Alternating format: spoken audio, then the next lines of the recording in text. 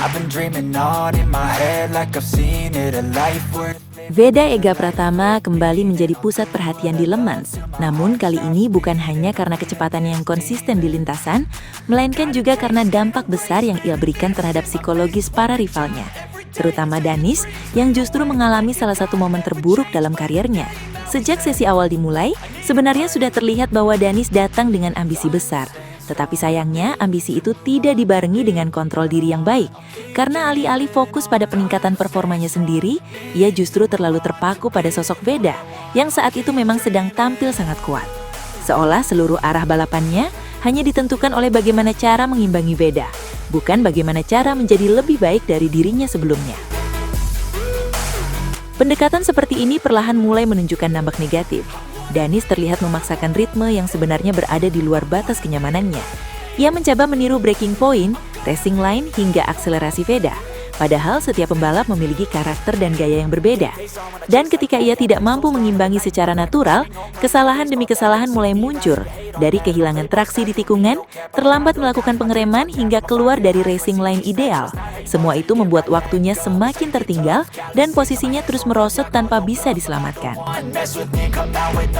Di saat rider lain justru tampil lebih konsisten dan fokus pada strategi mereka masing-masing, Danish malah terjebak dalam duel yang sebenarnya tidak perlu. Sebuah duel yang bahkan belum tentu bisa ia menangkan sejak awal. Dan pada akhirnya, semua itu bermuara pada hasil yang sangat mengecewakan, di mana ia harus puas berada di posisi ke-17. Sebuah posisi yang jelas jauh dari ekspektasi tim maupun publik. Terlebih lagi ini terjadi di sirkuit sekelas Le Mans yang selalu menjadi sorotan dunia. Kekecewaan dari tim pun tidak bisa dihindari. MT secara terang-terangan menunjukkan rasa frustasi mereka terhadap performa Danish. Bukan hanya karena hasil akhir yang buruk, tetapi juga karena cara ia menjalani balapan yang dinilai tidak dewasa. Danish dianggap terlalu arogan karena mencoba membuktikan sesuatu dengan cara yang salah. Terlalu fokus menjatuhkan satu nama, tanpa menyadari bahwa dirinya sendiri sedang kehilangan arah.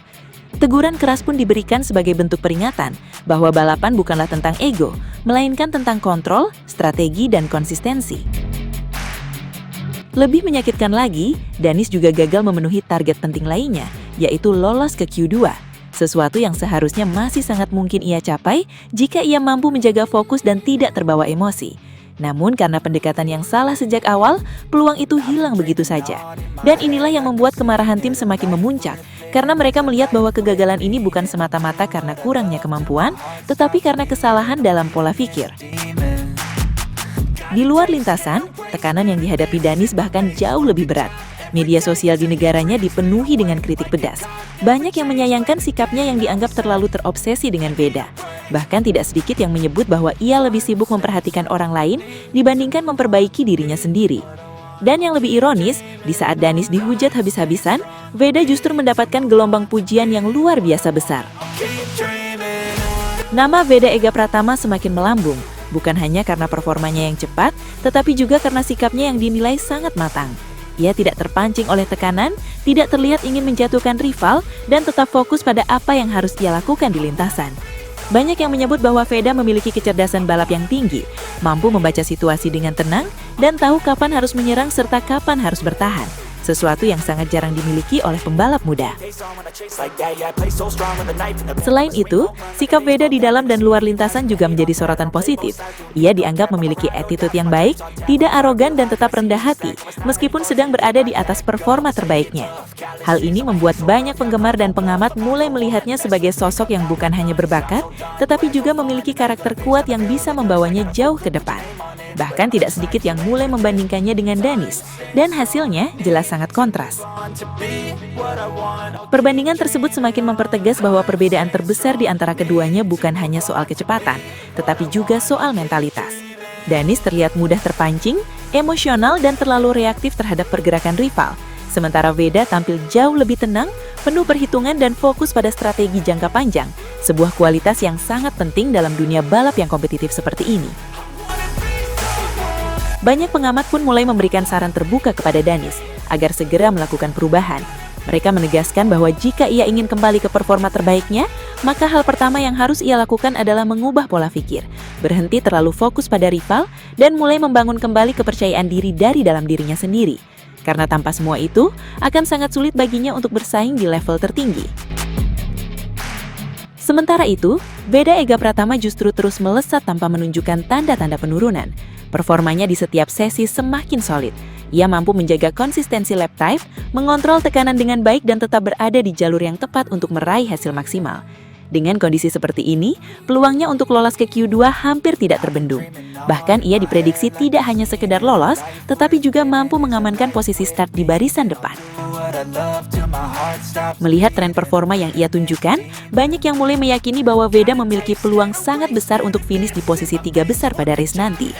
Kombinasi antara kecepatan, strategi matang, serta mental yang kuat menjadikannya salah satu kandidat paling serius di Le Mans kali ini. Dan jika ia mampu mempertahankan konsistensi tersebut hingga race berlangsung, maka bukan tidak mungkin ia akan kembali menciptakan momen besar yang akan semakin mengukuhkan namanya di dunia balap.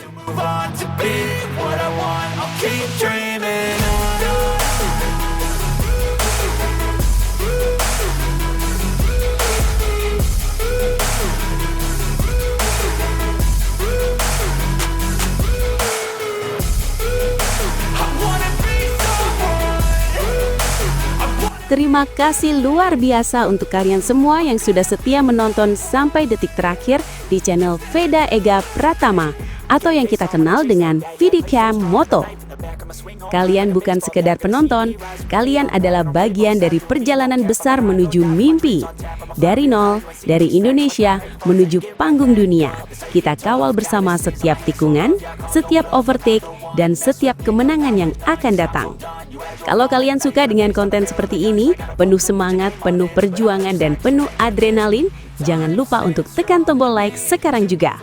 Subscribe channel ini dan jadilah saksi lahirnya bintang besar dari tanah air. Dan yang paling penting, aktifkan lonceng notifikasi supaya kalian selalu jadi yang pertama tahu setiap update terbaru, setiap kabar panas, dan setiap momen bersejarah dari perjalanan Veda Ega Pratama menuju MotoGP. Tulis juga di kolom komentar, kalian dari mana dan seberapa besar dukungan kalian untuk Veda. Kita bangun komunitas solid, komunitas yang percaya bahwa pembalap Indonesia bisa mendunia.